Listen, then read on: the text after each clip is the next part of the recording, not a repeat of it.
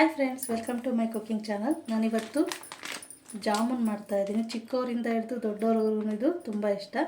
So ಇದನ್ನು ಸಾಫ್ಟಾಗಿ ಮತ್ತು ಟೇಸ್ಟಿಯಾಗಿ ಮಾಡೋದು ಹೇಗೆ ಅಂತ ಹೇಳ್ಕೊಡ್ತೀನಿ. ಬನ್ನಿ ಸ್ಟಾರ್ಟ್ ಮಾಡೋಣ. ನಾನಿಲ್ಲಿ MTRದು ಜಾಮೂನ್ ಪ್ಯಾಕೆಟ್ ತಗೊಂಡಿದ್ದೀನಿ.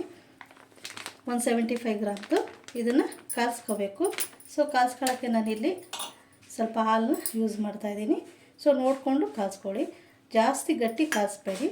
ಸೊ ಸಾಫ್ಟಾಗಿ ಕಾಲ್ಸ್ಕೊಳ್ಳಿ. ಸೊ ಹೇಗೆ ಅಂತ ಹೇಳ್ಕೊಡ್ತೀನಿ. ಇದಿರಲಿ. ಅದಕ್ಕೂ ಮುಂಚೆ ಈಗ ನಾವು ಫಸ್ಟು ಸಕ್ಕರೆ ಪಾಕಕ್ಕೆ ಇಡೋಣ. ಇಲ್ಲಿ ನೀವು ಸಕ್ಕರೆ ಪಾಕನ ನಿಮಗೆ ಜಾಸ್ತಿ ಕ್ವಾಂಟಿಟಿ ಬೇಕು ಅಂದರೆ ನೀವು ಮಾಡ್ಕೊಳ್ಳಿ. ನಾನಿಲ್ಲಿ 1.5 ಗ್ಲಾಸ್ ಹಾಕ್ತಾಯಿದ್ದೀನಿ. ಈ ಗ್ಲಾಸಲ್ಲಿ ನಮ್ಮಲ್ಲಿ ಸ್ವಲ್ಪ ಸ್ವೀಟ್ನ ನೋಡಿ ಹಾಕ್ಕೊಳ್ಳಿ. ನಾನಿಲ್ಲಿ 1.5 ಗ್ಲಾಸ್ ಹಾಕ್ತಾಯಿದ್ದೀನಿ. ಸೊ ಈ 1.5 ಗ್ಲಾಸ್ಗೆ ನಾನು 4 ಗ್ಲಾಸ್ ನೀರು ಹಾಕ್ತಾಯಿದ್ದೀನಿ.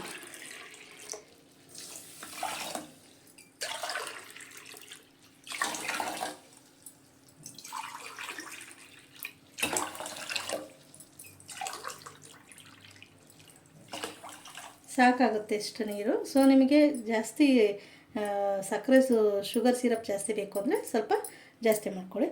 ಇಷ್ಟು ಸಾಕಾಗುತ್ತೆ. ಸೊ ನಮ್ಮನೇಲೆಲ್ಲ ಜಾಸ್ತಿ ಅದರದ್ದು ರಸ ಎಲ್ಲ ಕುಡಿಯೋಲ್ಲ, ಹಾಗಾಗಿ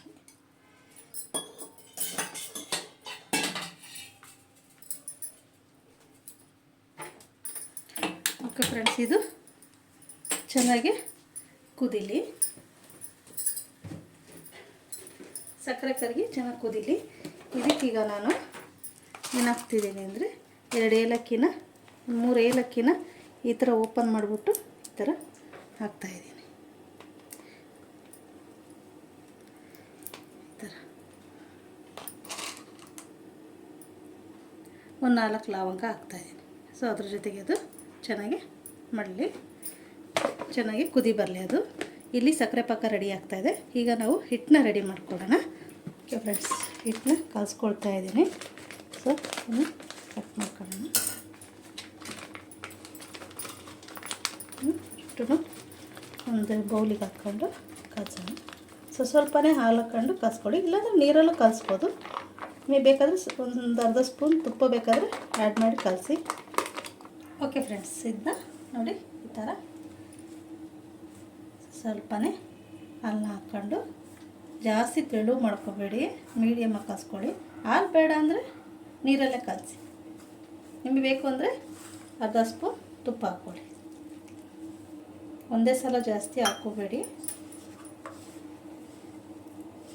ಆಗುತ್ತೆ ಜಾಸ್ತಿ ಗಟ್ಟಿಗೂ ಕಾಯಿಸ್ಬೇಡಿ. ಮೇಲ್ಗಡೆ ಜಾಮೂನ್ ಬೇಯುತ್ತೆ, ಒಳಗಡೆ ಗಟ್ಟಿ ಗಟ್ಟಿ ಇರುತ್ತೆ, ಆಗ ತಿನ್ನಲಿಕ್ಕಾಗಲ್ಲ. ಸೊ ಸಾಫ್ಟಾಗಿ ಬರಬೇಕಾದ್ರೆ ಸ್ವಲ್ಪ ಮೀಡಿಯಮಾಗಿ ತೆಳುಗೆ ಕಾಯಿಸ್ಕೊಳ್ಳಿ. ಸಾಕಾಗುತ್ತೆ ನೋಡಿ. ಸ್ಟಾರ್ ಉಳಿದಿದೆ. ಈ ಗ್ಲಾಸಲ್ಲಿ ತೊಗೊಂಡಿದ್ದೆ. ಚೆನ್ನಾಗಿ ಇದನ್ನು ಕಲಸೋಣ. ನೋಡಿ ಈ ಥರ ಚೆನ್ನಾಗಿ ಹಾಕ್ಕೊಳ್ಳಿ. ನೋಡಿ ಈ ಥರ ಸಾಫ್ಟಾಗಿರಬೇಕು. ಈ ಥರ ಜಾಸ್ತಿ ಗಟ್ಟಿಗೂ ಇರಬಾರ್ದು, ಈ ಥರ ಸಾಫ್ಟಾಗಿರಬೇಕು. ಚೆನ್ನಾಗಿ ಈ ಥರ ಹಾಕ್ಕೊಳ್ಳಿ.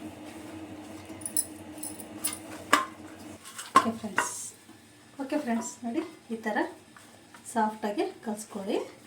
ಹಾಲನ್ನ ಹಾಕೋತಾ ಸ್ವಲ್ಪ ನೋಡಿ ಕಲಿಸ್ಕೊಳ್ಳಿ. ಜಾಸ್ತಿ ಒಂದೇ ಸಲ ಹಾಕೊಂಬಿಟ್ರೆ ತೆಳ್ಳಗಾಗ್ಬಿಡುತ್ತೆ. ಇಲ್ಲಿ ಸಕ್ಕರೆ ಪಾಕ ಕುದೀತಾ ಇದೆ. ಈಗ ನಾವು ಇಲ್ಲಿ ಚಿಕ್ಕ ಚಿಕ್ಕ ಉಂಡೆಗಳನ್ನ ಪ್ರಿಪೇರ್ ಮಾಡ್ಕೊಳ್ಳೋಣ.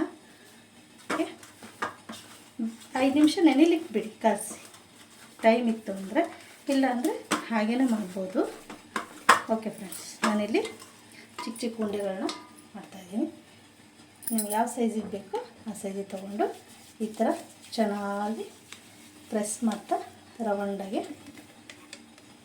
ಉಂಡೆಗಳು ಚೆನ್ನಾಗಿ ಪ್ರೆಸ್ ಮಾಡಿ. ಹಿಟ್ಟನ್ನು ನಾದುವಾಗಲೇ ಚೆನ್ನಾಗಿ ನಾದಿ, ಕ್ರ್ಯಾಕ್ ಆಗಬಾರ್ದು, ಸಾಫ್ಟಾಗಿರಬೇಕು. ಎಲ್ಲೂ ಕ್ರ್ಯಾಕ್ ಇರಬಾರ್ದು. ನೋಡಿ, ಎಲ್ಲೂ ಕ್ರ್ಯಾಕ್ ಇಲ್ಲ. ನಾನಿಲ್ಲಿ ಸಕ್ಕರೆ ಪಾಕಕ್ಕೆ ಇಟ್ಟಿದ್ದೀನಲ್ವ, ಇದನ್ನು ಆಫ್ ಮಾಡ್ತೀನಿ. ಇದಲ್ಲೇ ಆಲ್ರೆಡಿ ಕುದ್ದಿದೆ. ಏಲಕ್ಕಿ ಲವಂಗ ಫ್ಲೇವರ್ ಎಲ್ಲ ಬಿಟ್ಕೊಂಡಿದೆ, ಚೆನ್ನಾಗಿರುತ್ತೆ. ಸೊ ಇದನ್ನು ಫ್ಲೇಮ್ನ ಆಫ್ ಮಾಡ್ತೀನಿ. ಓಕೆ ಫ್ರೆಂಡ್ಸ್, ನೋಡಿ ಈ ಥರ ಚಿಕ್ಕ ಚಿಕ್ಕ ಬಾಲ್ಸ್ಗಳು ಮಾಡ್ಕೊಂಡಿದ್ದೀನಿ. ಇಲ್ಲಿ ಪಾಕ ಬಿಸಿದು ರೆಡಿ ಇದೆ. ಸೊ ಈಗ ಎಣ್ಣೆಲಿ ಕರೆದು ಇದಕ್ಕೆ ಪಾಕಕ್ಕೆ ಹಾಕೋಣ. ಆಯಿಲ್ ಹಾಕೊಳ್ಳೋಣ. ಜಾಮೂನ್ನ ಸಣ್ಣೂರಿನಲ್ಲೇ ಬೇಯಿಸಿ, ಅದು ಜಾಸ್ತಿ ಜೋರು ಉರಿ ಇಟ್ಕೊಂಡ್ರಿ ಅಂದರೆ ಮೇಲ್ಗಡೆ ಬೇಯುತ್ತೆ, ಒಳಗಡೆ ಹಾಗೆ ಗಟ್ಟಿ ಇರುತ್ತೆ. ಹಾಗಾಗಿ ಸ್ವಲ್ಪ ಸಣ್ಣೂರಿನಲ್ಲೇ ಬೇಯಿಸ್ಕೊಳ್ಳಿ. ಎಣ್ಣೆ ಕಾಯಲಿ.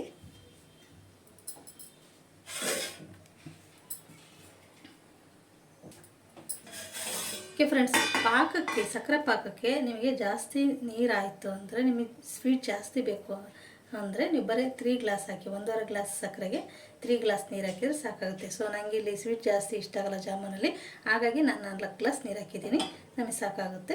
ಸೊ ನಿಮಗೆ ಬೇಕು ಅಂದರೆ ನೀವು 3 ಗ್ಲಾಸ್ ನೀರನ್ನ ಹಾಕಿ ಸಾಕಾಗುತ್ತೆ. ಚೆನ್ನಾಗಿ ಅದು ಏಲಕ್ಕಿ ಮತ್ತು ಲವಂಗದ ಫ್ಲೇವರ್ ಚೆನ್ನಾಗಿ ಬೀಳೋವರೆಗೂ ಅದನ್ನು ಕುದಿಸಿ ಆಫ್ ಮಾಡಿಬಿಡಿ ಫ್ಲೇಮ್ನ. ಮತ್ತು ಅದು ಹಾಗೇ ಬಿಸಿ ಇರಬೇಕು ಪಾಕ, ಏಕೆಂದರೆ ಕರೆದಿರ್ತಕ್ಕಂಥ ಜಾಮೂನನ್ನು ಅದರಲ್ಲಿ ಹಾಕಲಿಕ್ಕಿದೆ. ಓಕೆ ಫ್ರೆಂಡ್ಸ್, ಎಣ್ಣೆ ಕಾದಿದೆ. ಅಷ್ಟೂ ಒಂದೇ ಸಲ ಹಾಕಬೇಡಿ, ಸ್ವಲ್ಪ ಹಾಕಿ.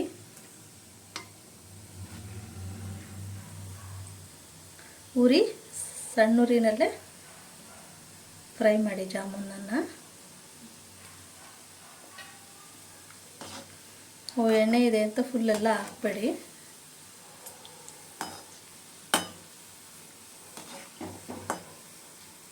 ನಿಧಾನಕ್ಕೆ ಟರ್ನ್ ಮಾಡ್ಕೊಳ್ತಾ ಬೇಯಿಸಿ, ಸಣ್ಣೂರಿನಲ್ಲೇ ಬೇಯಿಸಿ.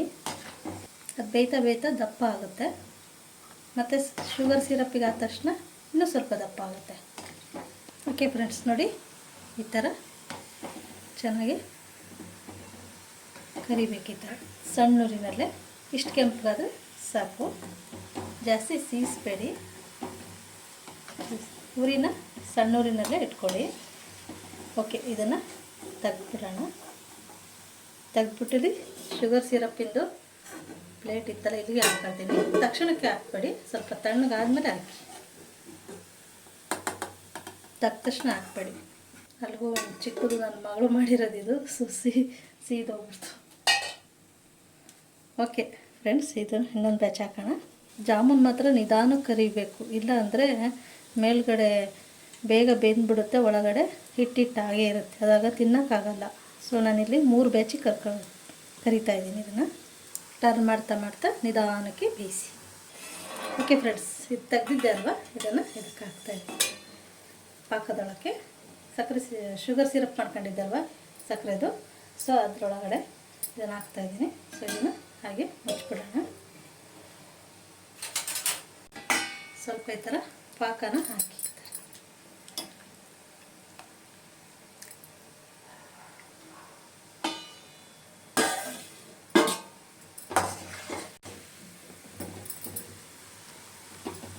ಓಕೆ ನೋಡಿ, ಈ ಬ್ಯಾಚ್ ಆಯಿತು. ಇದನ್ನು ತೆಗಿತೀನಿ.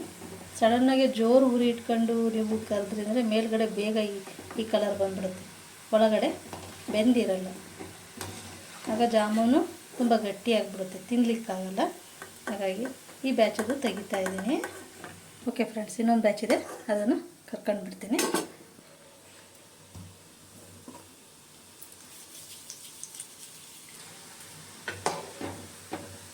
ಓಕೆ ಫ್ರೆಂಡ್ಸ್, ಈ ಬ್ಯಾಗ್ ಕರೆದಿದ್ದಲ್ವ, ಇದನ್ನು ಹಾಕ್ತೀನಿ. ನೋಡಿ, ಮುಂಚೆ ಹಾಕಿದ್ದು ಆಲ್ರೆಡಿ ಎಷ್ಟು ಚೆನ್ನಾಗಿ ಉಬ್ಬಿದೆ. ಸ್ವಲ್ಪ ಪಾಕನ ಸ್ವಲ್ಪ ಮೇಲೆ ಹಾಕೋಣ.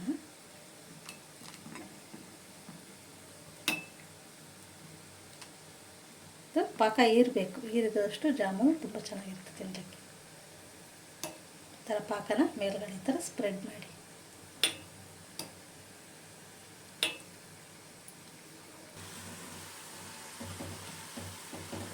ನೋಡಿ, ಇದು 3rd ಬ್ಯಾಚು. 3 ಸಲ ನಾನು ಎಣ್ಣೆಲಿ ಹಾಕಿದ್ದೀನಿ. ಒಂದೇ ಸಲ ಹಾಕೋಕ್ಕೆ ಹೋಗಬೇಡಿ, 3 ಸಲ ಫ್ರೈ ಮಾಡ್ಕೊಳ್ಳಿ.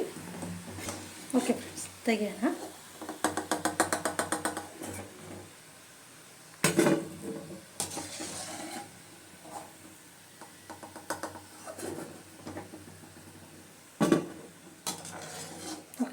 ಆಯಿತು.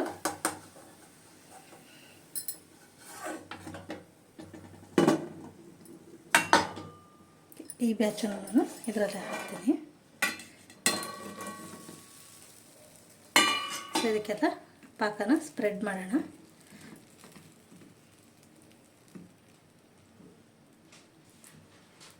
ಓಕೆ, ಇದನ್ನು ಒಂದು 5 ನಿಮಿಷ ಮುಚ್ಚಿಟ್ಬಿಡಿ. ಎಲ್ಲ ಪಾಕ ಇರುತ್ತೆ, ಎಲ್ಲ ಜಾಮೂನು ಪಾಕ ಇರುತ್ತೆ.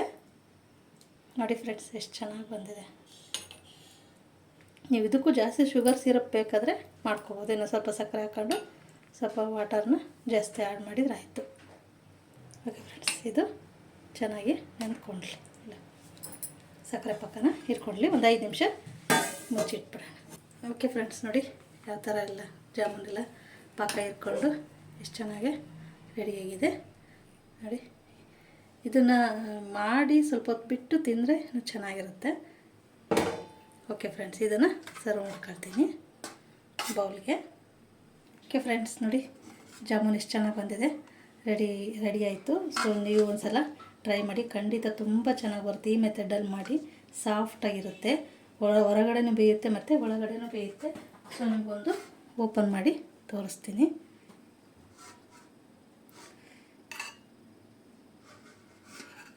ನೋಡಿ ನೋಡಿ